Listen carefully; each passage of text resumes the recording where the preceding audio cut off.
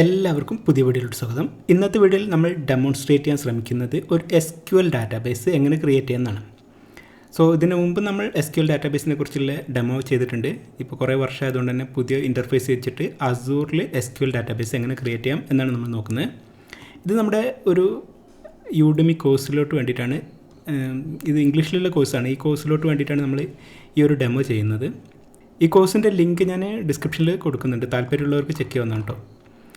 അപ്പോൾ നമുക്ക് ഒരു ഡാറ്റാബേസ് എങ്ങനെ ക്രിയേറ്റ് ചെയ്യാൻ നോക്കാം, അല്ലെങ്കിൽ അസൂർ SQL ഡാറ്റാബേസ് എങ്ങനെ ക്രിയേറ്റ് ചെയ്യാമെന്ന്. അതിന് വേണ്ടിയിട്ട് നമുക്ക് ക്രിയേറ്റ് റിസോഴ്സ് എന്ന ഓപ്ഷൻ സെലക്ട് ചെയ്യാം. ആ ഓപ്ഷൻ നമുക്ക് ഹോം പേജിൽ കാണാം, അല്ലെങ്കിൽ ഈ ലെഫ്റ്റിൽ ഇത് യൂസ് ചെയ്തിട്ട് നമുക്ക് ക്രിയേറ്റ് റിസോഴ്സ് സെലക്ട് ചെയ്യാം. എന്നിട്ട് നമുക്ക് ഡാറ്റാബേസ് ഓപ്ഷൻ സെലക്ട് ചെയ്ത് കഴിഞ്ഞിട്ടുണ്ടെങ്കിൽ അസൂർ SQL DB എന്ന ഓപ്ഷൻ കാണാൻ പറ്റും. ഇവിടെ അസൂർ SQL DB നമുക്ക് ക്രിയേറ്റ് കൊടുക്കാം. ഈ അസൂർ SQL DB പറയുന്നത് ഒരു പാസ് സർവീസാണ്, പ്ലാറ്റ്ഫോം ആസ് എ സർവീസ്. അതായത് നമ്മൾ നോർമലി നമ്മുടെ ഡാറ്റാബേസ് നമ്മുടെ സിസ്റ്റത്തിലാണ് ഇൻസ്റ്റാൾ ചെയ്യുക. പക്ഷേ ഇവിടെ വരുന്ന സമയത്ത് ഇതിൻ്റെ ഇൻഫ്രാസ്ട്രക്ചർ മുഴുവൻ ക്ലൗഡിലായിരിക്കും. പക്ഷേ നമ്മുടെ ആക്സസ് ഒക്കെ വളരെ സിമ്പിളായിട്ട് നോർമലി നമ്മളെങ്ങനെയാണ് ആക്സസ് ചെയ്യുക അതേ രൂപത്തിൽ നമുക്ക് SQL server management studio use ചെയ്ത് ആക്സസ് ചെയ്യാൻ പറ്റും. ഇവിടെ നമുക്ക് SQL ഡാറ്റാബേസ് ഈ ഒരു ഓപ്ഷൻ സെലക്ട് ചെയ്യാം. ഈ മാനേജ്ഡ് ഇൻസ്റ്റൻസ് പറയുമ്പോൾ നമുക്ക് ഒരു സെർവർ യൂസ് ചെയ്തിട്ട് അതിനകത്ത് യൂസ് ചെയ്യുന്ന അതേ ഫീച്ചറിൽ ആ ലെവലിലായിരിക്കും SQL മാനേജ്ഡ് ഇൻസ്റ്റൻസ് അല്ലെങ്കിൽ വെർച്വൽ മെഷീൻ, ഈ രണ്ട് ഓപ്ഷനും. പക്ഷേ നമുക്കിപ്പോൾ ഈ ഒരു ഓപ്ഷനാണ് യൂസ് ചെയ്യാൻ പോകുന്നത്. ഇതാകുമ്പോൾ അഡ്മിനിസ്ട്രേഷൻ ടാസ്ക് ഒരുപാട് കുറയും. അപ്പോൾ ഈ ഒരു ഓപ്ഷനിൽ ക്രിയേറ്റ് കൊടുക്കുന്നത്. ഇനി കുറച്ച് ബേസിക് ആയിട്ടുള്ള ഓപ്ഷൻസ് നമ്മൾ സെലക്ട് ചെയ്യണം. ഇതിലിപ്പോൾ ഞാൻ ഒരു റിസോഴ്സ് ഗ്രൂപ്പ് ഓൾറെഡി എക്സിസ്റ്റിംഗ് ആയിട്ടുള്ള ഒരു റിസോഴ്സ് ഗ്രൂപ്പ് സെലക്ട് ചെയ്യണം.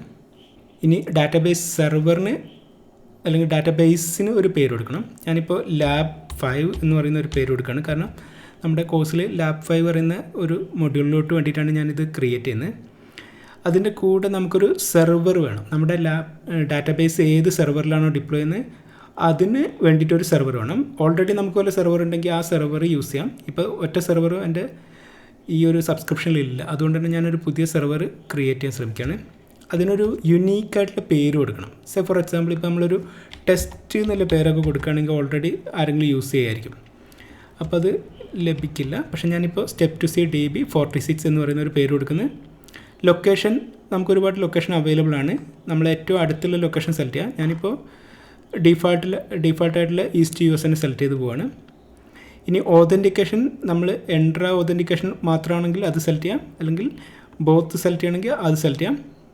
എന്നിട്ട് അഡ്മിനെ സെലക്ട് ചെയ്തിടാം. ഞാനിപ്പോൾ ബോത്ത് കൊടുക്കുന്നത്. അതിൽ നമ്മുടെ യൂസർ ലിസ്റ്റാവും. ഇപ്പോൾ ഒരുപാട് യൂസർ ഉണ്ട്. അതിൽ എൻ്റെ ID ഞാൻ സെലക്ട് ചെയ്ത് ആഡ് ചെയ്തിരുന്നു.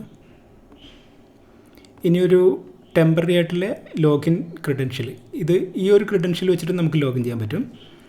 നമ്മളിപ്പോൾ അഡ്മിൻ എന്നൊക്കെ കൊടുക്കുകയാണെങ്കിൽ ചിലപ്പോൾ സമ്മതിക്കില്ല. അതായത് ചില വേർഡ്സ് യൂസ് ചെയ്യാൻ പറ്റില്ല. ഞാനിപ്പോൾ തൽക്കാലം ഡെമോ കൊടുത്ത് ഒരു പാസ്വേഡും കൊടുത്ത് ലോഗിൻ ചെയ്യുന്നു. ഇപ്പോൾ നമ്മുടെ ലോഗിൻ ക്രെഡൻഷ്യൽ നമ്മൾ സെലക്ട് ചെയ്ത് കഴിഞ്ഞു. ഒന്ന് നമ്മുടെ അക്കൗണ്ട് യൂസ് ചെയ്ത് നമുക്ക് ലോഗിൻ ചെയ്യാം, അല്ലെങ്കിൽ ഈ ഡെമോ യൂസറും അതിൻ്റെ പാസ്വേഡും യൂസ് ചെയ്ത് നമുക്ക് ലോഗിൻ ചെയ്യാം. ഇനി ഇലാസ്റ്റിക് പൂൾ പറയുന്ന ഒരു ഓപ്ഷൻ ഉണ്ട്. ഇലാസ്റ്റിക് പൂൾ പറയുന്നത് മെയിനായിട്ട് ഒന്ന് കൂടുതൽ ഡാറ്റാബേസ് മാനേജ് ചെയ്യുമ്പോൾ നമുക്ക് യൂസ് ചെയ്യാൻ പറ്റുന്ന ഒരു ഓപ്ഷനാണ് ഇലാസ്റ്റിക് പൂൾ.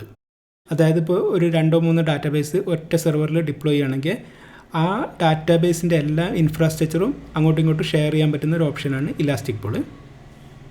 അതായത് ഒന്ന് കൂടുതൽ ഡാറ്റാബേസ് നമ്മൾ ഡിപ്ലോയ് ചെയ്യുകയാണെങ്കിൽ ഒരു ഡാറ്റാബേസിൻ്റെ ഇൻഫ്രാസ്ട്രക്ചർ മറ്റൊരു ഡാറ്റാബേസായിട്ട് ഷെയർ ചെയ്യാൻ പറ്റുന്ന ഒരു കൺസെപ്റ്റാണ് ഇലാസ്റ്റിക് പൂൾ പറയുന്നത്. ഇപ്പോൾ നമ്മൾ ഒറ്റ ഡാറ്റാബേസാണ് യൂസ് ചെയ്യാൻ പോകുന്നത്, അതുകൊണ്ട് തന്നെ അത് വേണ്ട എന്ന് സെലക്ട് ചെയ്ത്.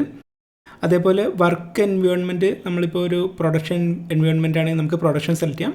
അതിനനുസരിച്ച് ഡീഫോൾട്ടായിട്ടുള്ള കോൺഫിഗറേഷൻ മാറും. ഇപ്പം നമ്മുടെ ഡീഫോൾട്ട് കോൺഫിഗറേഷൻ വെച്ചിട്ട് ഒരു മാസം ഏകദേശം 21,000 രൂപത്തെ അടയ്ക്കണം. ഈ ഒരു കോൺഫിഗറേഷൻ പ്രൊഡക്ഷനാണ് സെലക്ട് ചെയ്തിരിക്കുന്നത്. ഞാനിപ്പോൾ തൽക്കാലം ഡെവലപ്മെൻറ്റ് സെലക്ട് ചെയ്യുന്നത്. അപ്പോൾ അത് അതിൻ്റെ കോൺഫിഗറേഷൻ അപ്ഡേറ്റ് ആവും. ഇപ്പോൾ ഇവിടെ കാണാൻ പറ്റും.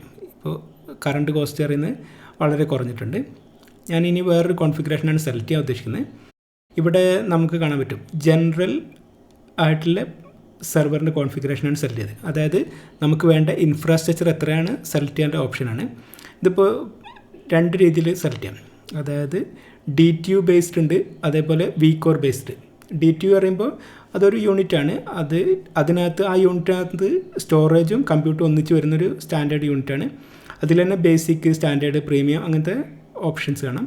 ദെൻ vCore ബേസ്ഡ് ഉണ്ട്, അതായത് നമ്മുടെ കോർ സിസ്റ്റത്തിൻ്റെ ഈ CPU കോർ ബേസ്ഡ് ആയിട്ടുള്ള ഒരു ഓപ്ഷൻ. ഇത് സെലക്ട് ചെയ്യുകയാണെങ്കിൽ നമുക്ക് vCore സെലക്ട് ചെയ്യാം, അതേപോലെ സ്റ്റോറേജും സെലക്ട് ചെയ്യാനുള്ള ഓപ്ഷൻ കിട്ടും. സോ ഇവിടെ നമുക്ക് ഇതിൻ്റെ എത്ര മിനിമം, എത്ര കോർ വേണം, എത്ര മാക്സ് കോർ എത്ര വേണം എന്നുള്ളതൊക്കെ സെലക്ട് ചെയ്യാം. അതിൻ്റെ കൂടെ എത്ര സ്റ്റോറേജ് വേണമെന്നും കൂടി സെലക്ട് ചെയ്യാൻ പറ്റും. ഇപ്പോൾ ഞാൻ DTU ബേസ്ഡിലെ ബേസിക്കാണ് സെലക്ട് ചെയ്യാൻ ഉദ്ദേശിക്കുന്നത്. അത് സെലക്ട് ചെയ്തിട്ടുണ്ടെങ്കിൽ 5 ബേസിക്കിൽ 5 DTU കിട്ടും, അതിൻ്റെ കൂടെ 2 GB സ്റ്റോറേജും കിട്ടും. അപ്പോൾ അത് സെലക്ട് ചെയ്ത് അപ്ലൈ കൊടുക്കുന്നു. ദെൻ റെഡുണ്ടൻസി അറിയുന്നൊരു ഓപ്ഷൻ ഉണ്ട്. അതായത് നമ്മളൊരു ഡാറ്റ നമ്മുടെ ഡാറ്റാബേസിൽ സ്റ്റോർ ചെയ്തിട്ടുണ്ടെങ്കിൽ അതിൻ്റെ പല കോപ്പികൾ ആ ഒരു സെർവറിൽ അല്ലെങ്കിൽ ആ ഒരു ഡാറ്റാ സെൻറ്ററിൽ സ്റ്റോർ ചെയ്യും, അല്ലെങ്കിൽ മറ്റ് ഡാറ്റാ സെൻറ്ററിൽ റെപ്ലിക്കേറ്റ് ചെയ്യാനുള്ള ഓപ്ഷൻ ഉണ്ട്. ഇപ്പോൾ ഈ റെഡുണ്ടൻസി വെച്ചിട്ട് നമുക്ക് നമ്മുടെ ഡാറ്റയുടെ ഒരു കോപ്പി മറ്റൊരു ഡാറ്റാ സെൻറ്ററിലോട്ട് സ്റ്റോർ ചെയ്യാം, അല്ലെങ്കിൽ ഒറ്റ ഡാറ്റാ സെൻറ്ററിൽ തന്നെ മാത്രം വെക്കാം. ഞാനിപ്പോൾ ഡെമോ ആയതുകൊണ്ട് തന്നെ ലോക്കലി റിഡൻഡൻറ്റ്, അതായത് ഒറ്റ ഡാറ്റാ സെൻറ്ററിൽ മതി എന്നുള്ളൊരു ഓപ്ഷനാണ് സെലക്ട് ചെയ്യുന്നത്. പക്ഷേ നമുക്ക് മറ്റൊരു റീജിയനിലോട്ട് വരെ റെപ്ലിക്കേറ്റ് ചെയ്യാനുള്ള ഓപ്ഷൻ ഉണ്ട്.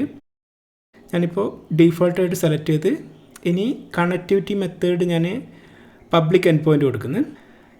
അതുകൂടാതെ 2 ഓപ്ഷൻ കൂടി നമുക്ക് എനേബിൾ ചെയ്യണം. ഇത് നമുക്ക് കുറച്ച് കഴിഞ്ഞിട്ട് എനേബിൾ ചെയ്താലും മതി. അതായത് അസൂർ സർവീസിന് ഈ ഒരു ഇൻഫ്രാസ്ട്രക്ചർ ആക്സസ് ചെയ്യാനുള്ള പെർമിഷൻ കൊടുക്കണോ, അതേപോലെ നമ്മുടെ കറണ്ട് IP അഡ്രസ്സിന് ഇത് ആക്സസ് ചെയ്യാനുള്ള പെർമിഷൻ കൊടുക്കണോ എന്നുള്ള 2 ഓപ്ഷനാണ്. ഇത് നമുക്ക് കുറച്ച് കഴിഞ്ഞിട്ട് സെറ്റ് ചെയ്യാം. ദെൻ സെക്യൂരിറ്റിയിൽ ഞാൻ എല്ലാം ഡീഫോൾട്ടായിട്ടുള്ള ഓപ്ഷൻ വെച്ച് പോകുന്നു.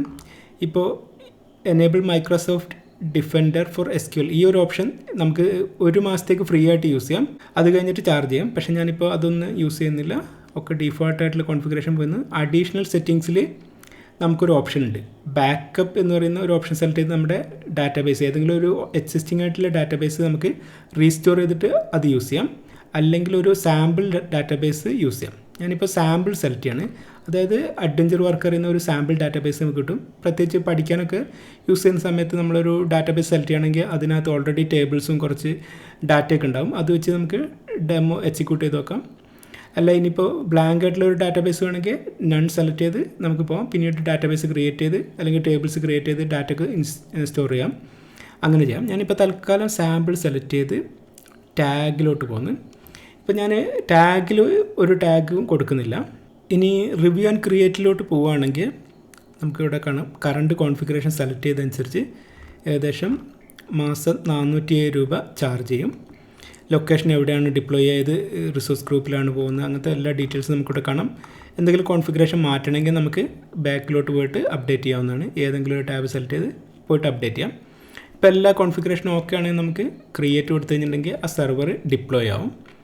ആ ഡിപ്ലോയ് ആയി കഴിഞ്ഞതിന് ശേഷം നമുക്ക് ആക്സസ് ചെയ്യണമെങ്കിൽ നമ്മുടെ കറണ്ട് IP അഡ്രസ്സിന് ഇതിനെ ആക്സസ് ചെയ്യാനുള്ള ഓപ്ഷൻ എനേബിൾ ചെയ്യണം, എന്നാൽ മാത്രമേ ആക്സസ് ചെയ്യാൻ പറ്റുള്ളൂ. ഈ ഡിപ്ലോയ്മെൻറ്റ് ചിലപ്പോൾ 2-3 മിനിറ്റ് സമയം എടുക്കും കേട്ടോ.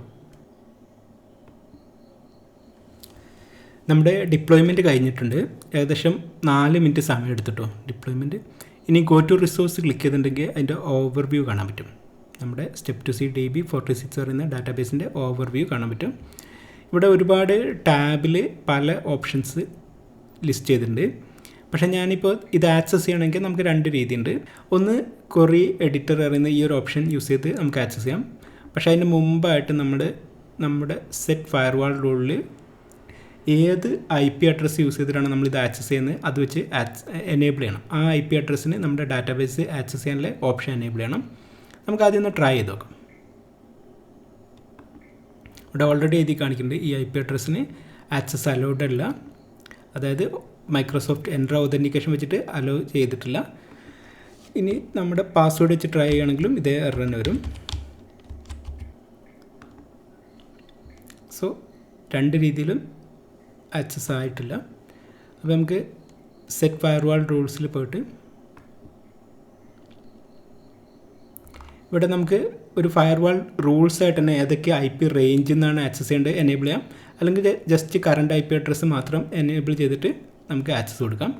ഇത് കൂടാതെ allow Azure service and resource to access the server എന്നൊരു ഓപ്ഷൻ ഉണ്ട്. അതായത് അസൂറിലെ മറ്റ് സർവീസ് അസൂർ ഡാറ്റ ഫാക്ടറി ഒക്കെ ഈ ഒരു ഡാറ്റാബേസിനെ ആക്സസ് ചെയ്യണമെങ്കിൽ ഇവിടെ എനേബിൾ ചെയ്ത് കൊടുക്കാം.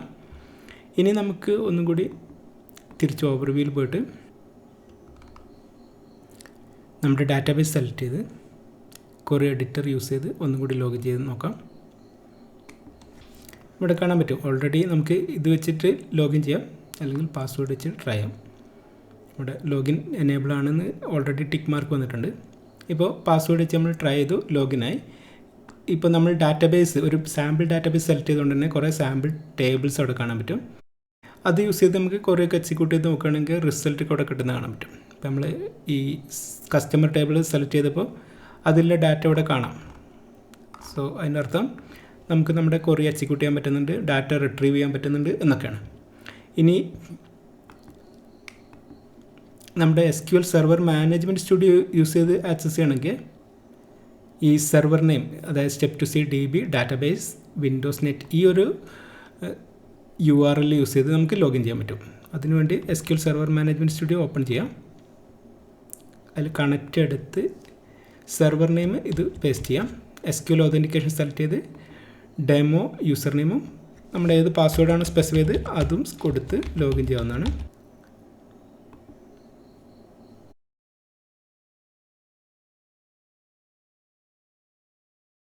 ഇപ്പോൾ നമുക്ക് SQL server management studio use ചെയ്ത് സെയിം ഡാറ്റാബേസാണ് നമ്മൾ ആക്സസ് ചെയ്യുന്നത്. ഇനി നമുക്ക് ഡാറ്റാബേസ് ലാബ് 5 പറയുന്ന ഒരു ഡാറ്റാബേസാണ് നമ്മൾ ക്രിയേറ്റ് ചെയ്ത് അതിൽ എല്ലാ ടേബിൾസും നമുക്ക് ആക്സസ് ചെയ്യാൻ പറ്റും. ഇപ്പോൾ ഏതെങ്കിലും ഒരു ടേബിൾ റൈറ്റ് ക്ലിക്ക് അടിച്ച് സെലക്ട് ടോപ്പ് 1000 റെക്കോർഡ്സ് കൊടുത്തിട്ടുണ്ടെങ്കിൽ അതിൻ്റെ റിസൾട്ട് നമുക്കിവിടെ കാണാൻ പറ്റും. ഇനി ഇത് കൂടാതെ നമുക്ക് കസ്റ്റമായിട്ടുള്ള SQL കോഡ് എഴുതിയും നമ്മുടെ ഈ ഡാറ്റാബേസിന് എഗെയിൻസ്റ്റ് ആയിട്ട് എക്സിക്യൂട്ട് ചെയ്യാം.